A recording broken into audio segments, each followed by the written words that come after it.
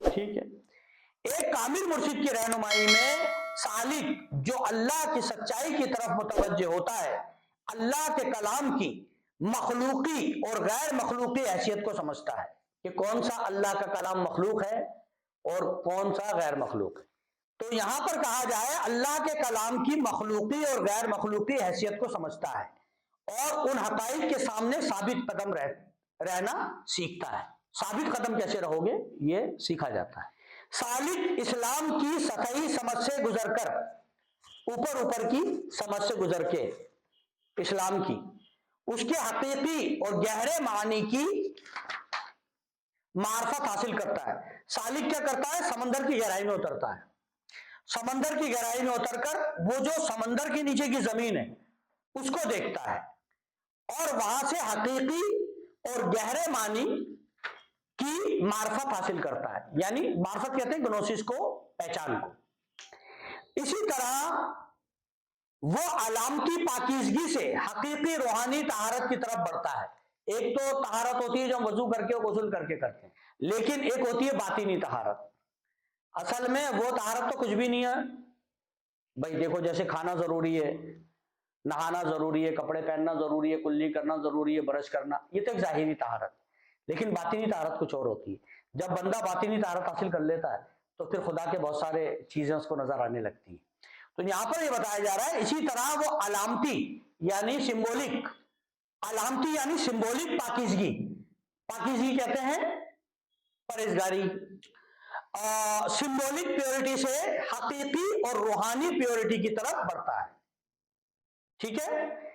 ظاہری ریاضت سے حقیقی روحانی نظم و ضبط تک پہنچتا ہے. ظاہری ریاضت سے. اسی طرح وہ علامتی پاکیزگی سے حقیقی روحانی طہارت کی طرف بڑھتا ہے. ظاہری ریاضت سے حقیقی روحانی نظم و ضبط تک پہنچتا ہے. یعنی نظم و ضبط کہتے ہیں ڈسپلین.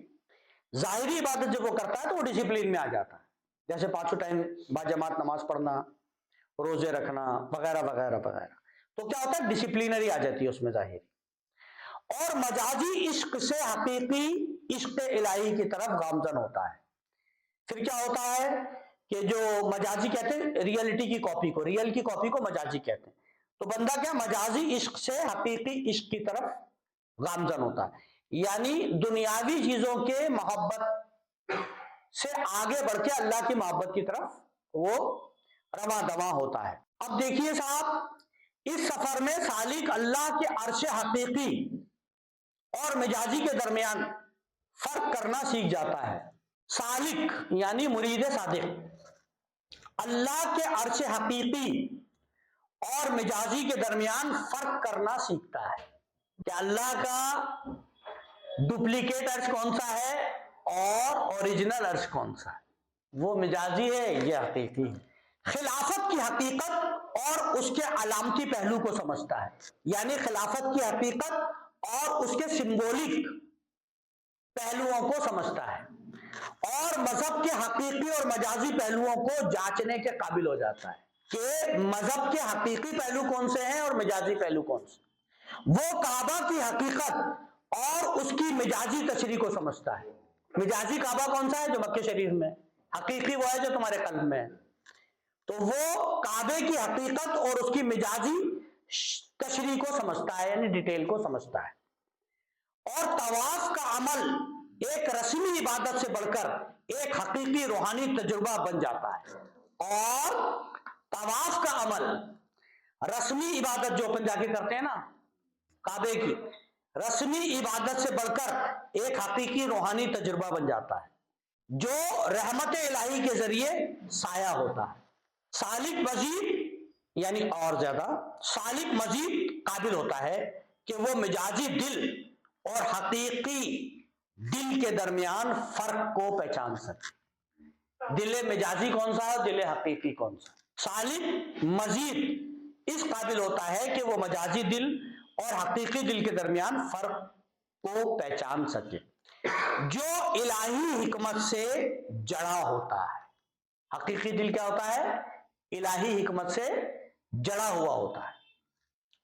وہ سطحی علم سے گزر کر حقیقی الہی علم کی معرفت تک پہنچتا ہے، اور بالآخر علامتی بندگی سے، سمبولک سلیوری سے۔ تو یہاں پر کہا جا رہا ہے کہ وہ سطحی علم سے گزر کر حقیقی الہی علم کی معرفت تک پہنچتا ہے، بالآخر علامتی بندگی، سمبولک سلیوری سے ایک حقیقی اور مخلصانہ روحانی تعلق تک کا سفر طے کرتا ہے۔ پھر وہ سمبولک جو سلیوری ہے اس سے گزر کے اللہ کے ساتھ اپنا اسپریچول ریلیشن شپ قائم کرتا ہے، کیونکہ ریئل سلیو ہونے کے بعد ہی آپ اس کو حاصل کر سکو گے۔ اگر آپ ریئل سلیو نہ ہو سکے تو آپ اس کو حاصل نہیں کر سکتے۔ بالآخر علامتی بندگی سے ایک حقیقی اور مخلصانہ روحانی تعلق تک کا سفر طے کرتا ہے، جو اسے اللہ کی محبت اور حقیقی روحانی علم کے راستے پر گامزن کرتا ہے۔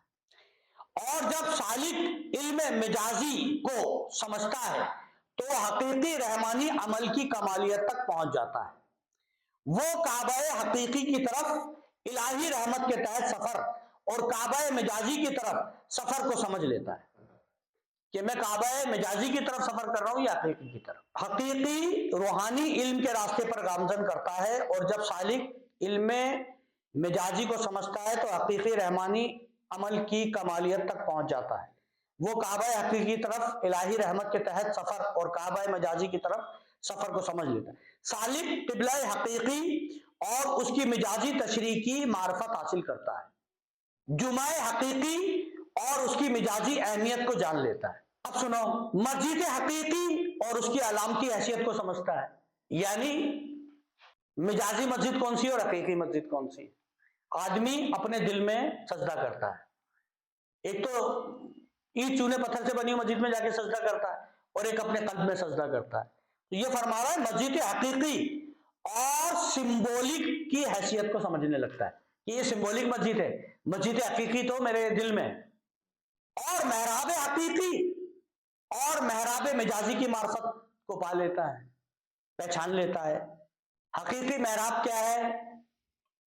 جس میں کھڑے ہو کے نماز پڑھاتا ہے پیش امام، اور مجازی محراب کیا ہے؟ کاپی، وہ سمجھ لیتا ہے۔ وہ صلاۃ حقیقی اور صلاۃ مجازی کے فرق کو سمجھ لیتا ہے۔ مجازی صلاۃ کون سی ہے؟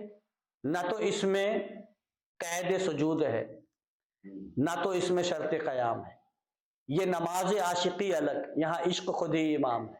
یہ ہو گئی مجازی صلاۃ اور حقیقی صلاۃ۔ اب صوم یعنی روزہ، صوم حقیقی اور مجازی کے درمیان فرق کو جان لیتا ہے۔ ریئل روزہ کیا ہے، ریئل روزہ کیا ہے، اور حقیقی روزہ کیا ہے، اور مجازی روزہ کیا ہے۔